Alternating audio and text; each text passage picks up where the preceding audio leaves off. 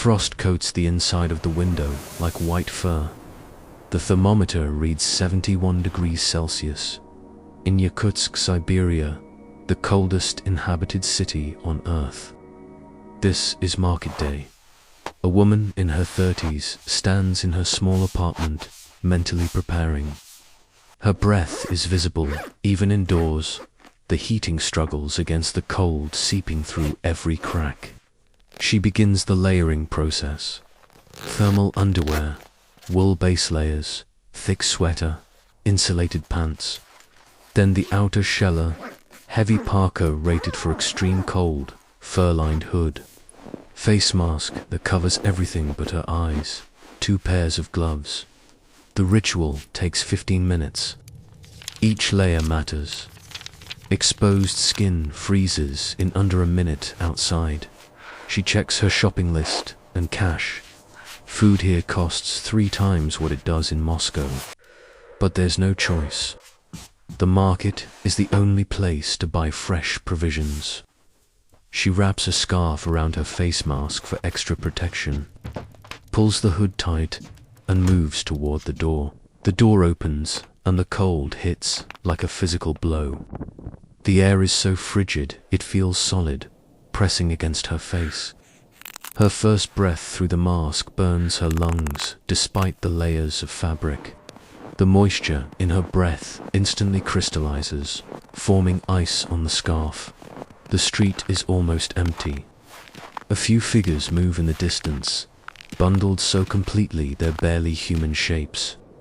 Cars are running engines, left idling, because if they stop, they may never start again. Exhaust plumes hang in the air like frozen clouds. Everything is white and grey. Buildings disappear into the frost fog. Icicles 3 meters long hang from rooftops like crystal spears. The snow doesn't fall here at this temperature. It's too cold. Instead, ice crystals suspended in the air catch the weak morning light. She walks carefully. The cold makes everything brittle. Metal lampposts have cracks from the temperature. Plastic shatters like glass. Her boots crunch on snow so dry it squeaks dot. The walk to the market is only 8 blocks, but it feels like kilometers. She can feel the cold trying to find its way through every seam in her clothing. Her eyelashes are already freezing together when she blinks. She keeps moving. Stopping means losing body heat faster. Around her, Yakutsk endures.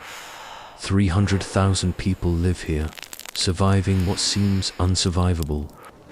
The outdoor market appears through the frost fog, a collection of wooden stalls and metal frames covered in tarps.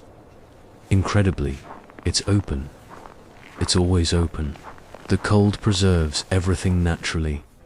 Vendors stand behind their tables, shifting foot to foot to keep blood moving.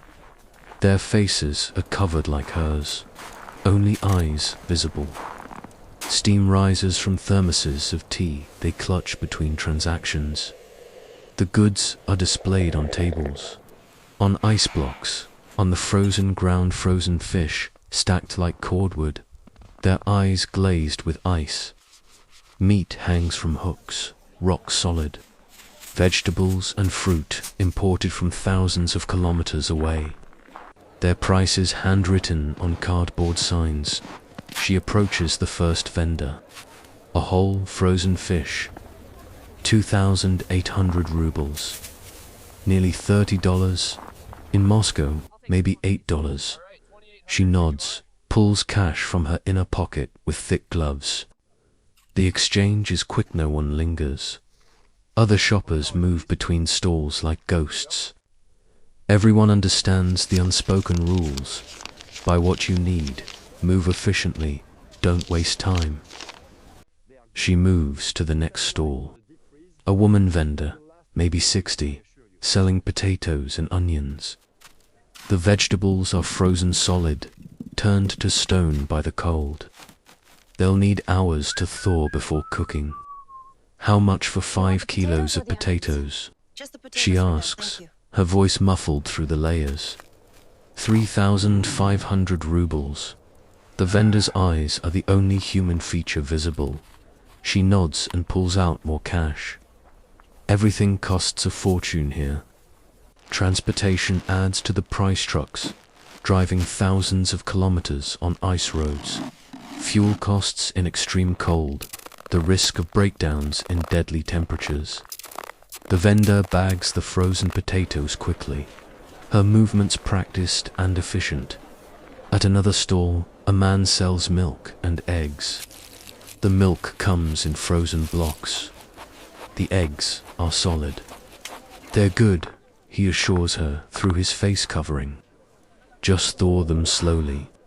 4 dozen eggs, 1,800 rubles. She takes 2 dozen. Around her, the market has its own rhythm. A mother with 2 small children, all bundled until only their eyes show, buying frozen berries. An elderly man examining cuts of reindeer meat, negotiating price. A younger couple loading supplies onto a sled, too much to carry. She's been outside 20 minutes now. Her toes are starting to go numb despite the insulated boots. She flexes her fingers inside the double gloves, trying to maintain circulation. The cold is relentless, patient, always searching for weakness. She needs bread, butter, and meat still. She calculates mentally probably 8,000 more rubles. Nearly $90. A week's worth of basic food will cost her over $200, half. Her monthly salary goes to simply eating. But this is life in Yakutsk. The cold dictates everything. The cold sets the prices. The cold decides who survives. At the meat vendor's stall, she's examining a cut of beef when it happens. She reaches up to adjust her bag strap, and her glove catches on the zipper of her parka. The motion pulls her scarf down, loosening the face mask. Cold air hits her exposed cheek. The sensation is immediate and terrifying, like being burned. In seconds, her skin begins to freeze. She drops the shopping bag, fumbling to pull the mask back up, but her thick gloves make it impossible to grip the fabric properly. Panic rises in her chest. Wait, stop moving. A voice beside her. Another shopper, a man, sets down his bags and reaches toward her face.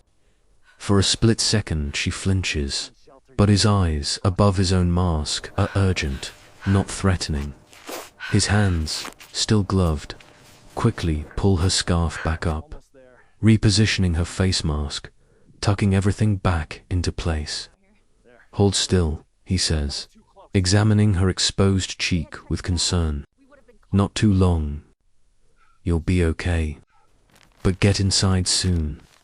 She nods, breathing hard through the mask, adrenaline flooding her system. Her cheek burns with cold. That's actually a good sign, the feeling's still there. Frostbite goes numb. Thank you, she manages. He nods once and picks up his bags. We watch for each other out here. Have to. The vendor is already bagging her meat, understanding the urgency. Go, pay me next time. She shakes her head, pulls out the cash with trembling hands. Pride matters, even here. The transaction completes in seconds. Her cheek throbs. She's been outside 30 minutes now. The cold has found its opening, reminded her of its power. One small mistake. That's all it takes.